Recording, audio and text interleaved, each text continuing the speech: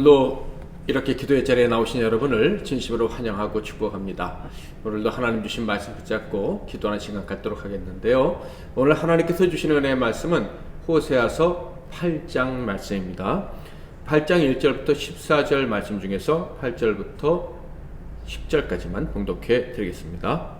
이스라엘은 이미 삼켜졌은즉 이제 여러 나라 가운데 있는 것이 즐겨 쓰지 아니하는 그릇 같도다. 그들이 홀로 떨어진 들나귀처럼 마수르러 갔고 에브라임이 값주고 사랑하는 자들을 얻었도다. 그들이 여러 나라에게 값을 주었을지라도 이제 내가 그들을 모으리니 그들은 지도자의 임금이 지워준 짐으로 말미암아 쇠하기 시작하리라. 아멘. 오늘은 자부심을 회복하라, 자부심을 회복하라 라는 제목으로 하나님 말씀을 상고하겠습니다. 하나님은 사랑이십니다. 이 하나님의 사랑은 우리가 범접할 수 있는 차원의 사랑이 아닙니다. 우리의 상상의 수준도 완전히 넘어가는 그런 사랑입니다.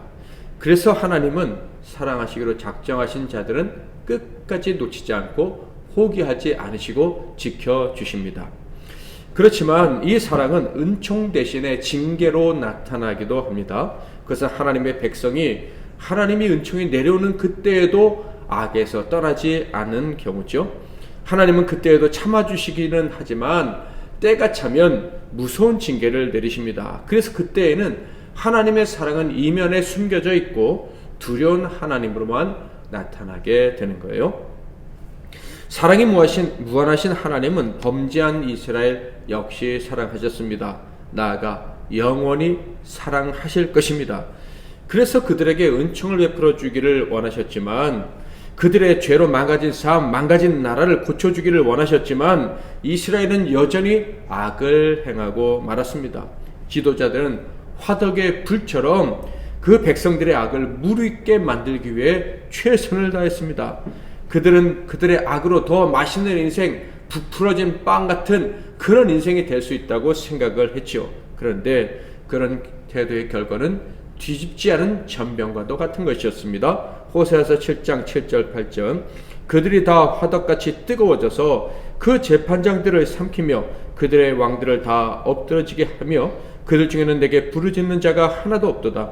에브라임이 여러 민족 가운데 혼합되니 그는 곧 뒤집지 않은 전병이로다. 뒤집지 않은 전병이라는 것은요, 한편은 너무 타가지고 먹을 수가 없고 반대편은 뒤집지 않았기 때문에 익지 않아서 먹을 수 없는 그런 것을 말합니다. 그러니까 이스라엘은요, 하나님의 은혜가 가까이 있었지만 쓸모없는 인생이 되고 말았다라는 거예요. 그들의 악을 버리지 않았기 때문에. 우리는 참으로 훌륭한 부모에게서 태어났으나 정말 쓸모없는 인생으로 끝난 사람들에 대한 이야기를 잘 알고 있습니다. 성경에 너무 많이 나오기 때문이죠. 아담의 아들 가인, 노아의 아들 함, 아브라함의 아들 이스마엘, 야곱의 아들 에서, 그리고 무엇보다도 참 기막힌 존재라고 생각되는 사람은 바로 위대한 왕 다윗의 아들 압살롬이죠. 성경 밖에서 찾는 것도 당연히 어렵지가 않습니다. 이렇게 은총이 가까이 있으나 쓸모없는 인생이 된 이스라엘의 특징은 무엇이었습니까? 호세아서 7장에서는 혼합주의다 라고 말씀을 하셨죠. 하나님과 세상을 같이 섬기는 그 죄악 때문에 쓸모없는 인생이 되었다. 은혜를 걷어차고 말았다 그랬는데요. 8장에서는 그것을 조금 다른 측면에서 묘사하고 있는데 바로 하나님의 백성으로서의 자부심을 버렸다라고 말씀하고 있습니다. 2절 그들이 장차 내게 부르짖기를 나의 하나님이여 우리 이스라엘이 주를 아나이다 하리라. 이 말은 원수에게 공격당하는 고통스러운 때에 이스라엘 백성들이 하나님께 한 말이죠. 최대한 좁게 말해서 그들은 하나님께 기도를 올린 거예요. 그 내용은 우리 이스라엘은 하나님을 알고 있습니다. 그러니 우리는 하나님의 도움을 받을 자격이 있다고 생각합니다. 그러니까 이 위기에서 우리를 건져주세요. 이런 식으로 이야기를 한 것입니다. 그런데 이런 이스라엘의 기도에 대한 하나님의 응답은 냉정한 것이었죠. 3절 이스라엘이 이미 선을 버렸으니 원수가 그를 따를 것이라. 즉 그들은 기도 같은 것을 하긴 했지만 하나님의 응답을 받을 수는 없었습니다. 응답 대신에 원수에게 더 큰 고통을 당할 것이라는 저주 같은 말씀만 돌려받았던 것이죠. 하나님께서 이렇게 말씀하신 이유가 무엇입니까? 우선적으로 그들이 하나님과 상관이 없는 사람처럼 되었기 때문입니다. 언약을 어기고 율법을 범했죠. 1절 나팔을 내 입에 댈지어다 원수가 독수리처럼 여호와의 집에 덮치리니 이는 그들이 내 언약을 어기며 내 율법을 범함이로다. 우리 이스라엘 백성은 하나님을 잘 알고 있습니다. 그러니 우리를 도와주세요. 이렇게 이스라엘이 이야기를 합니다. 그러나 하나님 보실 때 그들은 이스라엘의 백성다운 모습이 하나도 없었습니다. 이유는 명백했죠. 하나님의 법을 지키지 않았기 때문입니다. 하나님과 하나님의 법을 어기면서 그 어기는 죄악을 두려워하지도 않으면서 내가 하나님의 백성이라고 어찌 감히 말할 수가 있겠습니까? 그들은 하나님 나라의 백성이라고 할 수가 없는 거예요. 혹시 할 수 있다고 해도 그들은 은혜를 입는 것이 아니라 감옥에 들어가야 하는 것이죠. 이렇게 율법을 어긴 이유가 그러면 무엇일까요? 가까이 계신 하나님과 그분의 왕권을 무시했기 때문입니다. 4절 그들이 왕들을 세웠으나 내게서 난 것이 아니며 그들이 지도자들을 세웠으나 내가 모르는 바이며 그들이 또 그 은 금으로 자기를 위하여 우상을 만들었나니 결국은 파괴되고 말리라. 나라의 지도자를 세우는 자는 누굽니까? 왕이죠. 최고 권력자입니다. 그렇다면 하나님 나라의 권세자 지도자들은 누가 세웁니까? 당연히 하나님이 세우셔야 하는 거예요. 그런데 당시 이스라엘의 지도자들 중에 하나님이 아는 사람이 없었습니다. 즉 하나님이 세우신 사람이 없었다, 이런 이야기예요. 그들은 스스로 지도자를 세웠고 심지어 우상까지 만들어서 섬겼습니다. 그들은 하나님의 개입을 이렇게 거부를 했어요. 하나님을 철저히 무시했습니다. 그러니 하나님을 안다고 말할 수가 없고 하나님의 백성이라고 감히 말할 수가 없었던 것이죠.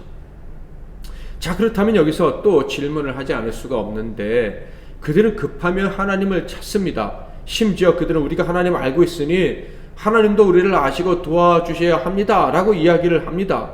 자, 그런데 어떻게 그들은 하나님을 찾으면서도 하나님을 무시했을까? 하나님께 도와달라고 하면서도 율법을 어기는, 자기 마음대로 선택하여 미래를 향해 나아가는 이런 죄악을 범할 수 있었을까? 그것은 바로 그들에게 주신 거룩한 자부심을 버렸기 때문입니다. 하나님의 백성이라는 자부심, 하나님 때문에 가장 강한 민족이 되었다는 자부심, 하나님 편에 서 있기만 한다면 세상에서 아무리 큰 파도가 몰려와도 우리는 안전하다라는 자부심, 홍해도 광야도 요단강도 여리고도 우리는 두려워할 필요가 없었던 민족이다라는 자부심, 하나님이 우리 편이시니 세상은 우리를 두려워해야만 한다라는 자부심, 그 자부심을 버렸기 때문입니다. 여러분, 한 사람에게서 자부심이 사라진다면 어떤 일이 벌어질까요? 예를 들어서 미국에 건너간 한 한국 사람이 있다고 합시다. 그가 조국에 대한 자부심이 매우 크다면 언제나 당당하고 기죽지 않을 거예요. 힘든 일이 있어도 당당하게 이겨내기 위해서 최선을 다할 것입니다. 그러나 조국에 대한 자부심이 없는 사람이라면, 오히려 조국을 부끄러워하는 사람이라면, 미국 사람들이 어디서 왔느냐고 물으면 당연히 코리아라고 말은 하겠죠. 그러나 사람들이 없는 곳에서는 자기의 외모와 자기의 피부색이 바뀌기를 바랄 거예요. 그런 모습을 상상을 할 거예요. 기가 죽은 상태로 사람들의 눈치를 보며 살아가게 될 것이고, 미국 사람들이 절대 그를 존중해 주지는 않을 것입니다. 비웃음거리가 될 가능성이 아주 높죠. 여러분, 사람이 자신의 정체성에 대한 자부심을 버리면 그 순간부터 비굴한 인생이 된다는 것을 잘 아실 거예요. 기회주의자가 되어서 여기저기 눈치 보는 삶을 살겠죠. 말 그대로 그러다가 천덕꾸러기가 되는 거예요. 그래서 당연한 말이지만 자부심을 버리면 진정한 친구를 만날 수가 없게 됩니다. 친구라고 다가온 사람도 진정한 친구일 가능성이 아주 없고, 나를 무시하거나 나를 이용거리로만 대할 사람일 가능성이 높습니다. 그러므로 자부심을 버리거나 포기한 사람은요, 결국 모든 사람에게 버림받을 가능성이 높습니다. 혹은 버림받았다고 느끼며 살아가게 되겠죠. 그래서 마음을 둘 곳이 없는 인생이 되고 맙니다.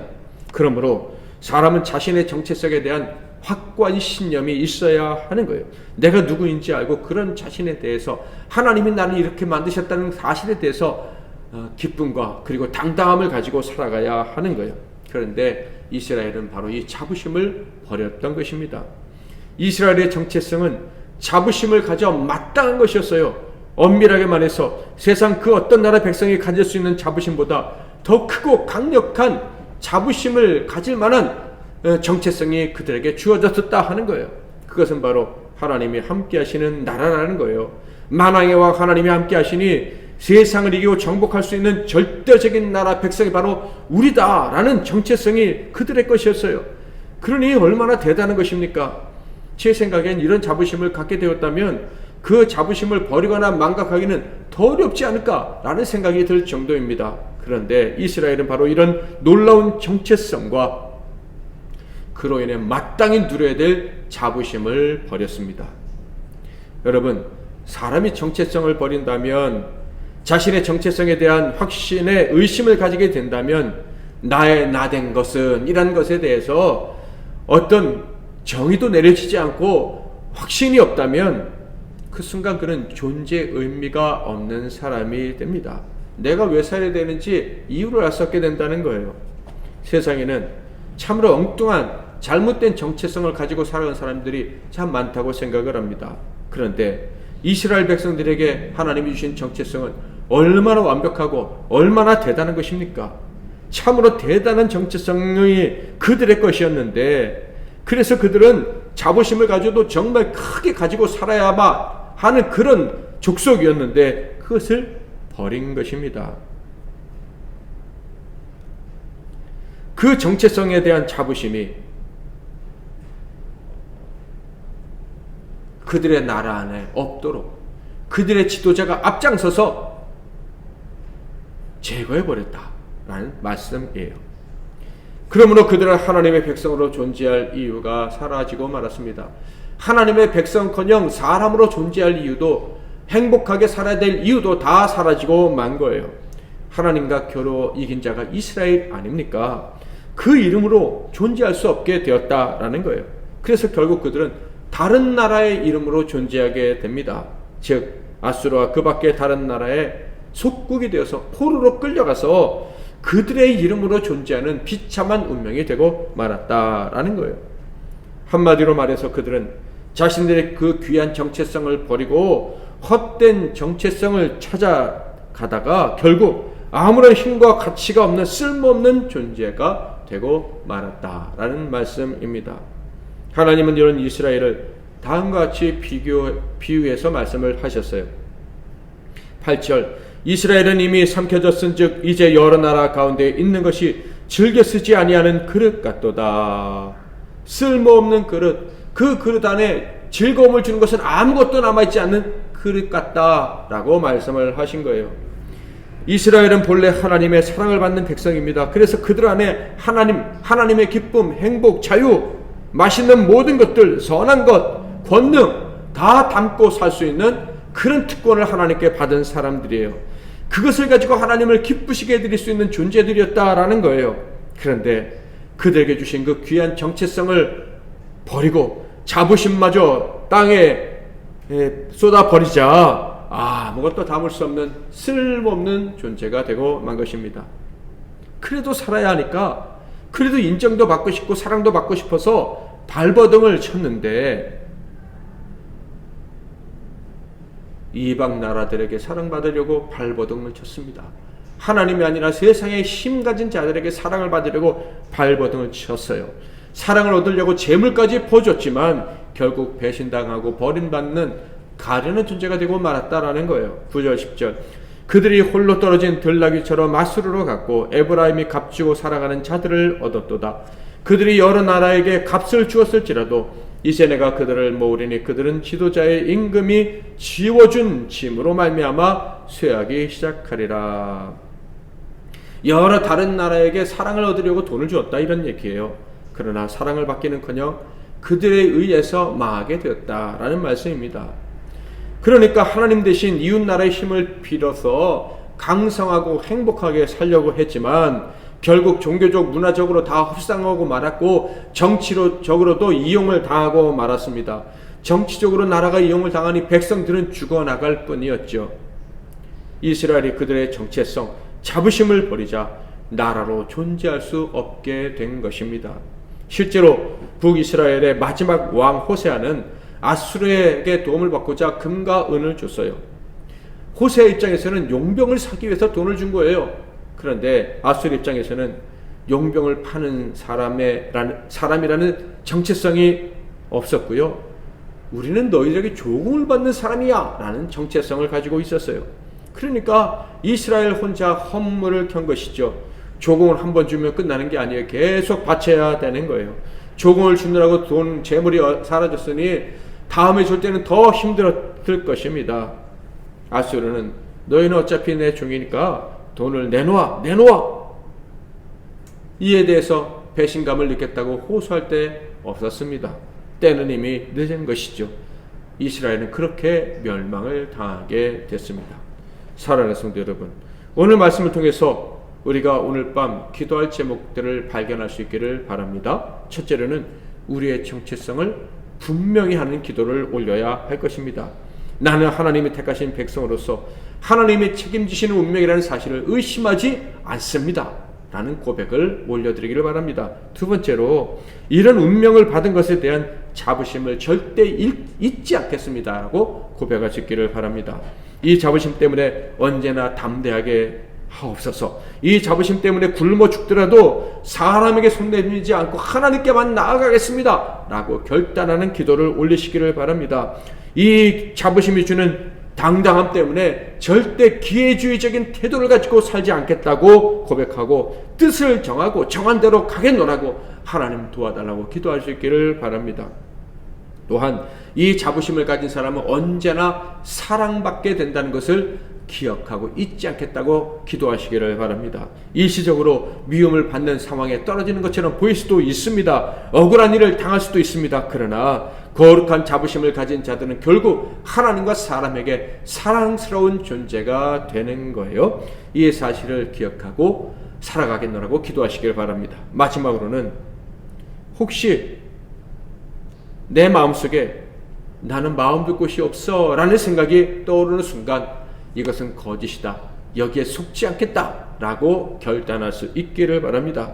우리는 하나님의 것입니다. 하나님이 우리와 언제나 함께 하십니다. 우리는 그러므로 거룩한 정체성을 가지고 자부심을 가지고 살아가는 존재들이에요. 사람이 무시할 수 있는 존재가 아니라는 거예요. 하나님이 무시하지 않고 존귀 여기시는데 어떻게 우리가 사람에게 무시를 당하고 그리고 혼자 남아서 비참하게 인생을 끝낼 수가 있겠습니까? 절대 그럴 수가 없어요. 우리는 하나님 안에 있고 하나님은 우리 안에 계십니다. 그러니 이제 외롭다고 다른 것을 찾는 실수를 범하지 말고 외롭다고 나는 정말 혼자야 라고 어리석은 말을 하는 일이 없기를 바랍니다. 외롭다고 헛된 오락을 찾고 세상 친구 찾고 술과 같은 허랑방탕한 요소들을 찾는 일이 절대 내 생에는 없도록 하겠습니다 라고 결단하는 기도를 올려드리시기를 바랍니다. 하나님의 백성이라는 자부심이 있으십니까? 그 자부심을 회복하시고 그 자부심만 가지고 끝날까지 달려가는 저와 여러분, 우리 MBC 나눔교회 성도들이 다 되시기를 주님의 이름으로 축복합니다. 세상 흔들리고 찬양하겠습니다. 세상 흔들리고 사람들은 변하여도 나는 주를 섬기리. 주님의 사랑은 영원히 변하지 않네.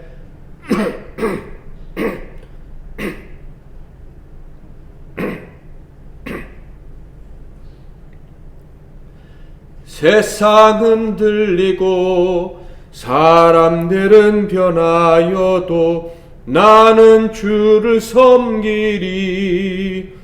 주님의 사랑은 영원히 변하지 않네.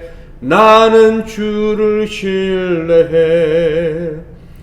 믿음은 들리고 사람들 주를 떠나도 나는 주를 섬기리. 주님의 나라는 영원히 쇠하지 않네. 나는 주를 신뢰해. 오직 믿음으로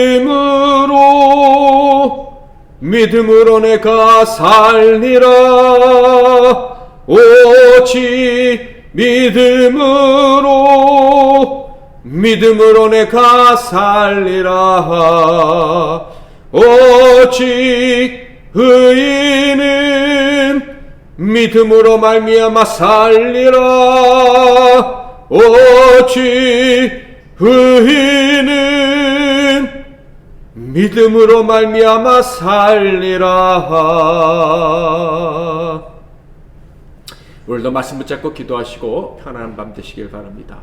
믿음으로 살 수 있게 되었다는 것이 얼마나 놀라운 일인지, 이 세상의 그 어떤 것보다도 우리에게 자부심을 주는, 용기를 주는 것임을 우리가 기억하고 믿음으로 살겠습니다. 또 아까 받은 기도 제목 가지고 기도하는 저와 여러분이 되시고, 또 각자의 기도 제목 가지고 기도하시고 편안한 저녁 맞이하시기 바랍니다. 기도하겠습니다. 제가 먼저 잠깐 기도하겠습니다. 하나님 아버지, 이 부족하고 초라한 인생에게 거룩한 자부심을 가지고 당당하게 이 세상을 살아갈 수 있도록 은혜 베풀어 주시니 감사합니다. 우리 평생 우리에게 주신 이 놀라운 자부심을 잊어버리지 않게 하옵소서. 내가 하나님의 백성이라는 이 정체성 때문에, 하나님이 끝까지 책임져 주신다는 이 거룩한 운명 때문에 자부심을 가지고 살아 마땅하다는 사실을 평생 잊지 않게 하옵소서. 예수 그리스도의 이름으로 기도하옵나이다. 아멘.